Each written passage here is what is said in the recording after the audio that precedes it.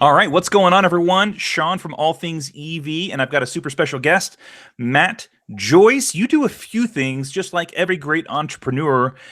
Let's not waste too much time, but I do want to give you a chance to let everyone know some context about what you do. So you run a business, but you also contribute a little bit on the analyst side. So just tell everyone what you do.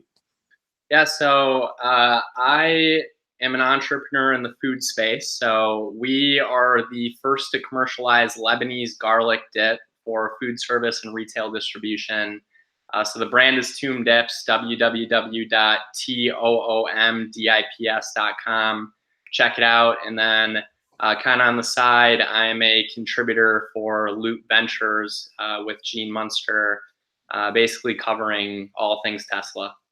Great. And Loop Ventures is probably one of the ways that you got to this Tesla Autonomy Day today that was held. They did it in San Francisco, right? Palo Alto. Palo Alto. Their Okay. headquarters, yeah. So it So was they, an investor event. It was 100 people. yep, yep. I watched the full thing online. So what I'd like to do is just maybe get your sort of two or three takeaways from the presentation. Mhm. And then a lot of people are really curious about the actual self-driving ride. So I think we'll probably spend a good deal of time talking about that. But what were some of your takeaways from the presentation?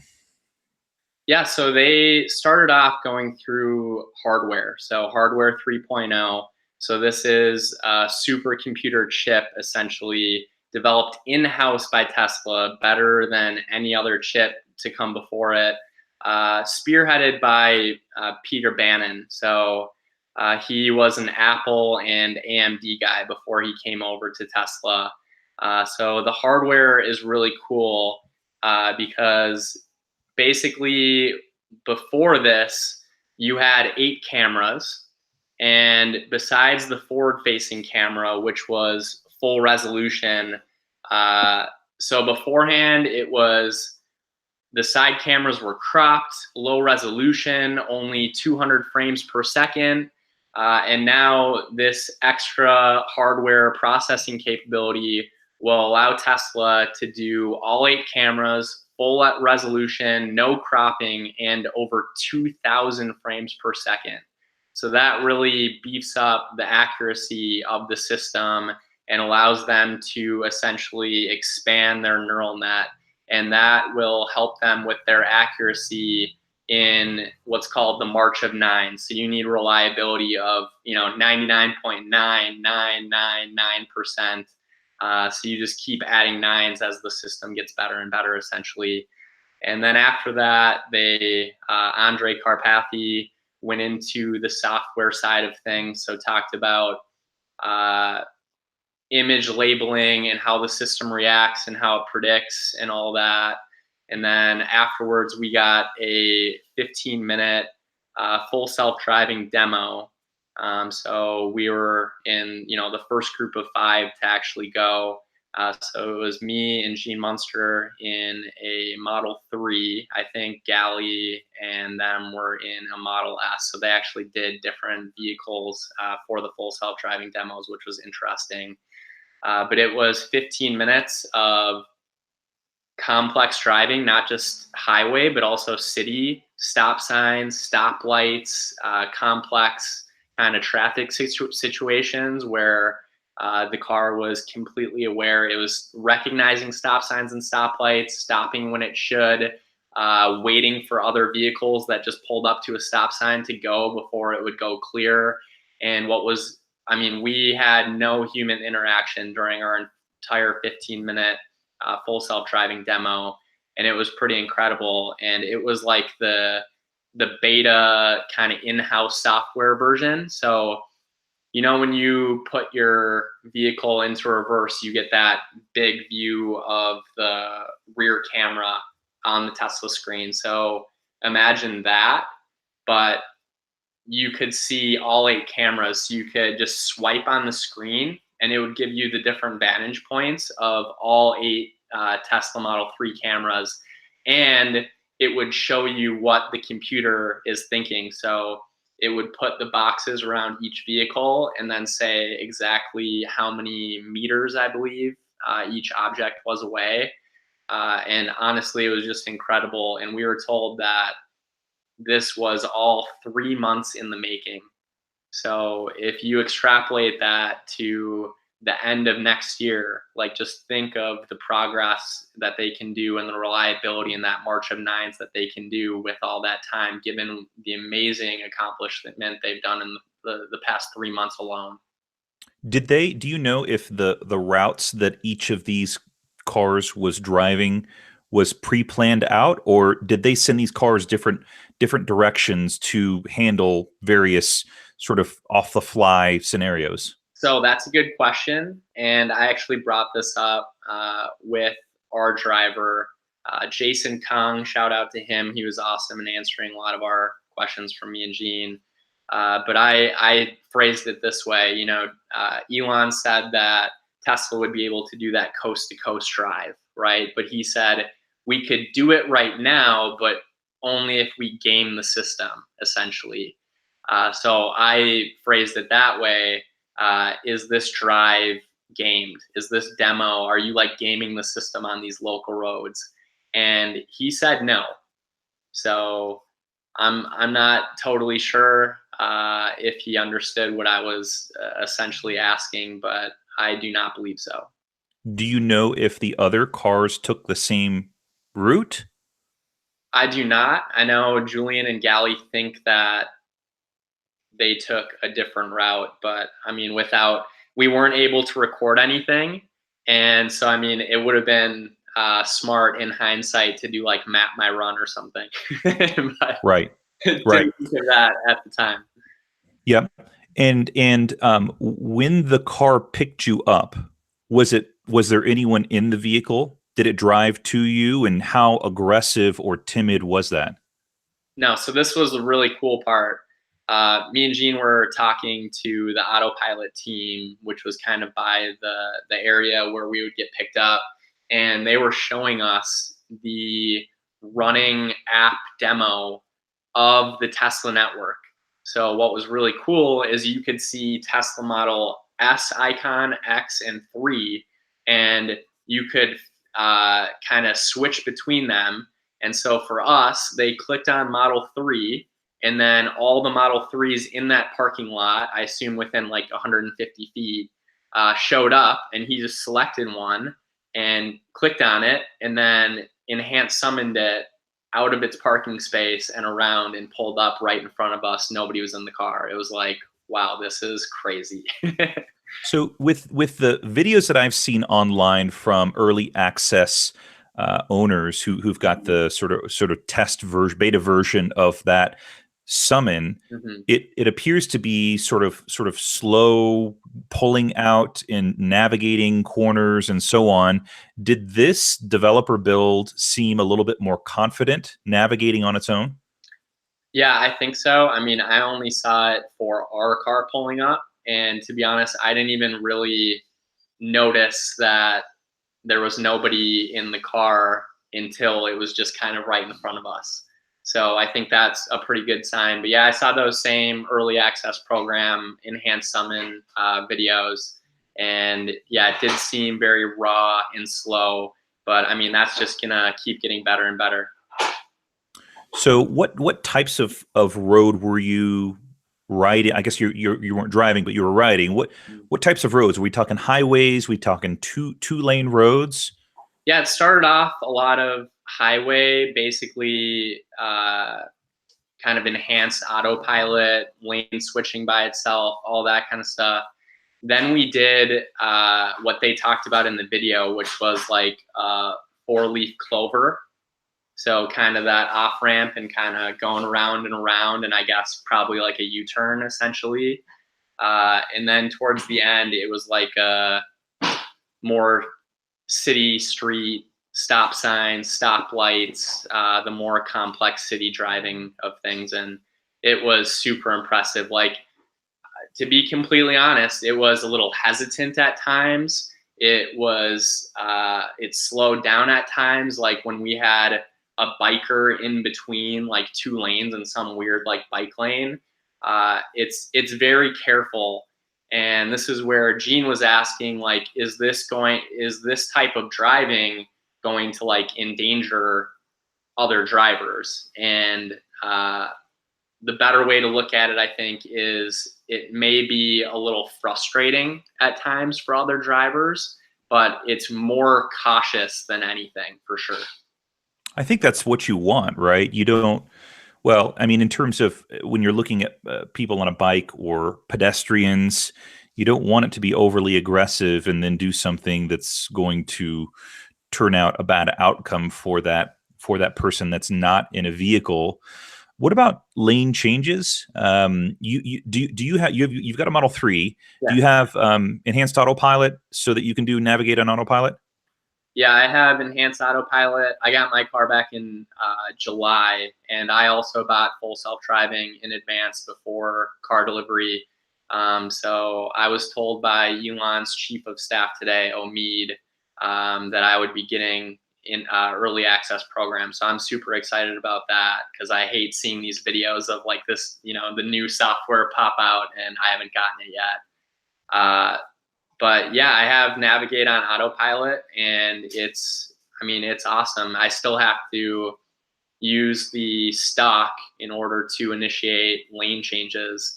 But the car has improved so much since I got it in July, just between navigate on autopilot, summon, they changed the user interface for like the HVAC and seat heating system, Sentry mode, dog mode. Like it's gotten so much better since I've gotten the vehicle. And what's really impressive to me is the ability for the vehicle to use the blinker and exit on its own and just be aware of where you are on the map. So it's the rate of change, I think, is not getting nearly enough attention because it is quick.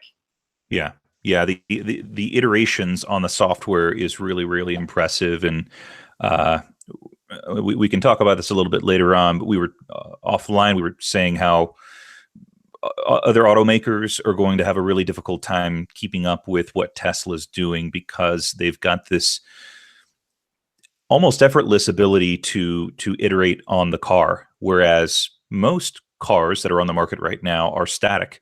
They stay the same. They don't. If you need a software update, you have to take it into a dealership.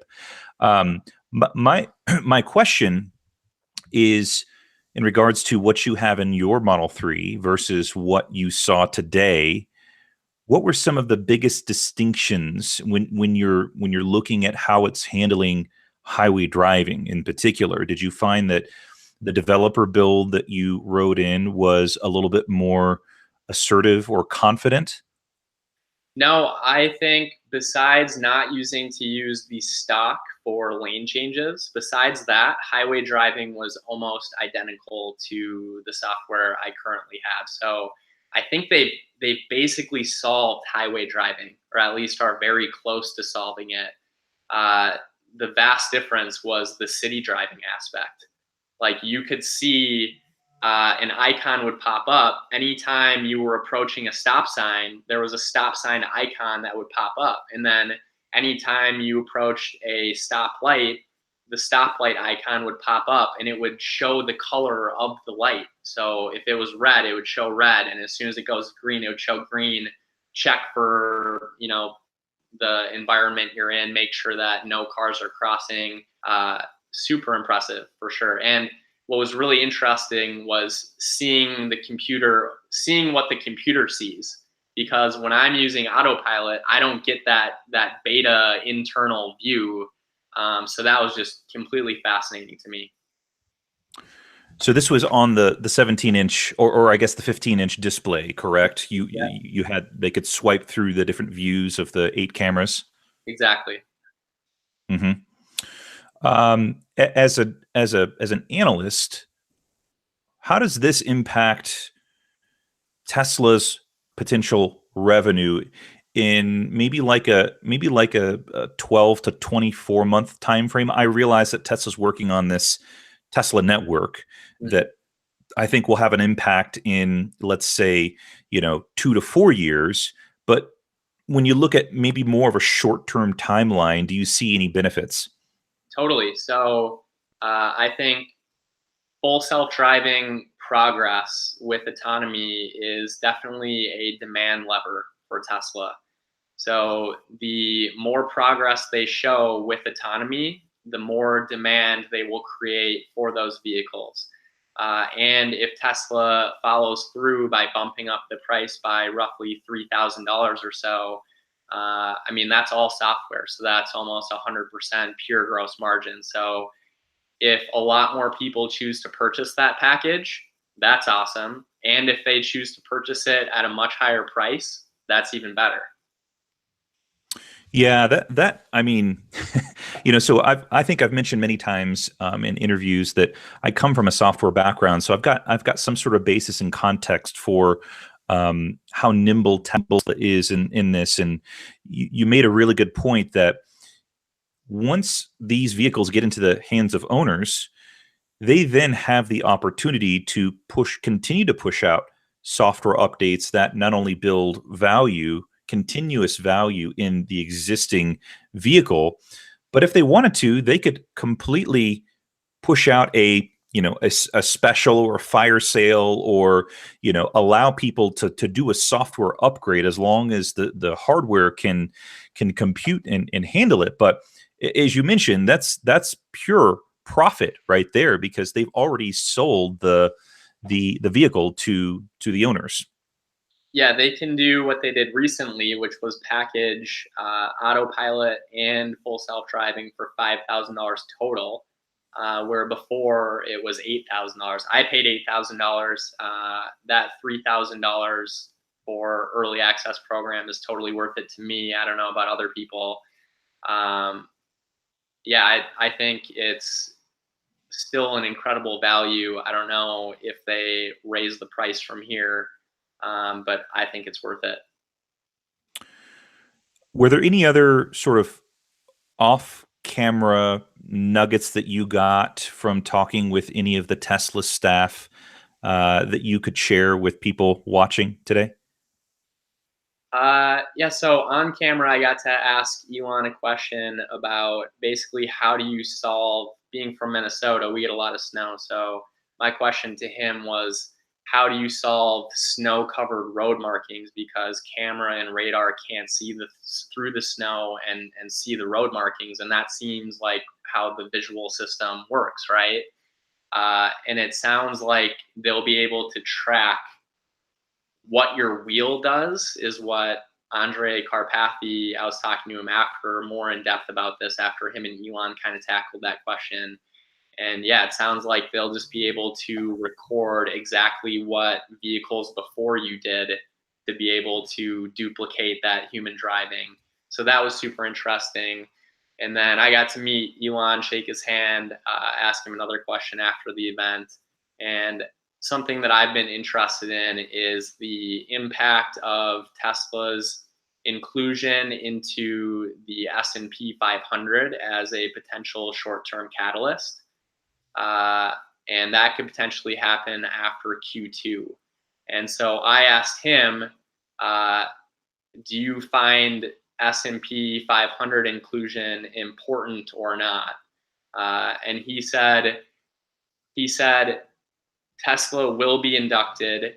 It's just a matter of when, and he is not focused on that right now. And since the beginning of April, the only thing he's been working on is full self-driving. The only thing. So that was another cool little nugget and kind of a surreal experience. But yeah, all the high up Tesla people, super accessible, really nice, and willing to answer a lot of questions. So I appreciated that openness. Yeah, that's super great. So let's do a transition here Yeah. to one of the reasons why we sort of got connected, which is this efficiency chart that Yeah. you created and recently updated. So this will be probably one of the first times people are seeing this chart. But this is sort of another what I call in a video the Holy Grail, one of the holy grails of Tesla and electric vehicles, and why they're so good and so far ahead. So let me I'm going to let you jam, and I'm going to see if I can pull this up. and share this with everyone. So, talk a little bit about some of your findings from this EV efficiency comparison, where you drill down into essentially every EV that's on the market, as well as some of the upcoming ones. Yeah, so just to briefly summarize, and if you can pull up that table, that would be great. But nice. So I created a core efficiency formula. So uh, I was a bit frustrated by people basically, how do I say this? The inability to compare electric vehicles apples to apples, because weight is such an important factor in how the heavier something weighs, the more energy is needed to propel that vehicle, aka the EPA range. So I created a core efficiency formula that does factor in that vehicle weight. So you take the battery kilowatt hours, you divide by EPA range over 100 miles, then you divide that by vehicle weight over 1,000 pounds. Um, and efficiency is affected by many different factors. So first you have the specific energy density of the battery cell, then you have the quantity of batteries, then you've got the electric drivetrain efficiency, then you've got the weight of the vehicle, the drag coefficient of the vehicle, the frontal surface area, and all those things interact and give you how efficient the vehicle is, basically how many watt hours per mile. So I was curious about comparing vehicles apples to apples, and that's why I factored in the weight. And once you do, you kind of get down to that core skateboard chassis efficiency, and you can see that Tesla just dominates that entire top of the list. Yeah, it's interesting. I always get a chuckle whenever I see critics of Tesla say that Tesla doesn't have any unique technology. Mhm. But when you look at what they're doing with their vehicles, it's not just the aerodynamics. It's the efficiency of the motor. It's the battery chemistry that no other automaker to date has been successful at duplicating. Even Rivian, who says that they're going to have a 400 plus mile range here next year. So it is really fascinating to me. And I think that your chart really encapsulates the essence of what Tesla has and what they're doing, and how I think they're probably 3 to 5 years ahead of anyone else at the moment. Totally, and this is where if you look at like Monroe and Associates, the breakdown of the electric drivetrain, what's super interesting is he found that Tesla's electric drivetrain for the Model 3, so the permanent magnet reluctance motor, which is the real wheel drive one, it is cheaper, lighter, smaller, more powerful, and more efficient than the competition. So across the board, they are better in every single area. Normally, when you see stuff like this, it's trade-offs, right? But with Tesla, somehow they are just so far ahead that there's better at the competition across the board in every single category without a trade-off. And that's remarkable to me. Yeah, yeah, totally. I mean, I more and more the more I understand about their technology, the more I think either Elon is an alien, or they've discovered some alien technology that they've brought to Earth and put in the form of these electric cars. He's not an alien, Sean. He's just from the future, and he's come back to show us what he saw. Totally. um, well, it's been a super interesting conversation. Thank you. I know you've had a long day Yeah. today attending the event and talking on Galley's channel, and now I'm going to let you get off to some dinner with them. But are there any sort of parting takeaways that you're going to sort of yeah, what are your parting takeaways from this entire day? Anything that you haven't mentioned so far? The main takeaway and the question that I ask everybody, the ultimate question is LiDAR necessary for level 5 autonomy, full self-driving? And if it's not, Tesla has won and it's game over. And they're going to capture so much value, and that autonomy valuation that analysts have given to other companies like Waymo or Cruise Automation, all of that is going, or a vast majority of that is starting to be attributed to Tesla. And no matter who you look at, like what research is done, most people say that Waymo is ahead by far, and then maybe like Cruise Automation, and then kind of a drop off to everybody else. Some people even say that Tesla is last. But what I got. And why do they say that, by the way? I think that's an important thing to define. Why are people saying that? Maybe because they didn't record any autonomous miles with the California DMV. I think that's like what a lot of bears point out. But when you have a human driver in the seat to disengage whenever it can't handle a situation, that ends up teaching the entire fleet with their neural network. Those disengagements help. And because you have that human driver, which is liable for the vehicle, you do not need to register those miles with the DMV. So, what I got from the event is Elon said LiDAR is essentially a useless appendage. If A you were fool's errand, I think, was what he said. a fool's errand and a useless appendage, and is going to be a crutch in achieving full autonomy. And that geofencing and using LiDAR, these are all things that can be done with like a single vehicle on a small scale in perfect conditions in a geofenced geographic area. But that's not true self-driving. And so if LiDAR is dead, then Tesla is highly likely to become a dominant tech titan and own this ride-sharing autonomous fleet concept, and then take, he said, 25 to 30% of revenue generated by this basically robo-taxi network, a cut similar to what Apple does with their App Store. And so the ramifications of that, as far as value creation, are immense, in my opinion. Super. Really, really great. I think we could talk for many tens of minutes more, but I'm going to let you go because you've been very gracious with your time here. Thank you, Matt Joyce, and looking forward to keeping in touch here. This is our sort of first correspondence, Yeah. and looking forward to keeping in touch as friends of the EV space. Yeah, thanks for having me on. And I love what you do, and I appreciate it. So keep up the great work. Absolutely. Thanks so much, Matt. Talk to you soon. All right. Thanks, Sean. Bye. Bye-bye.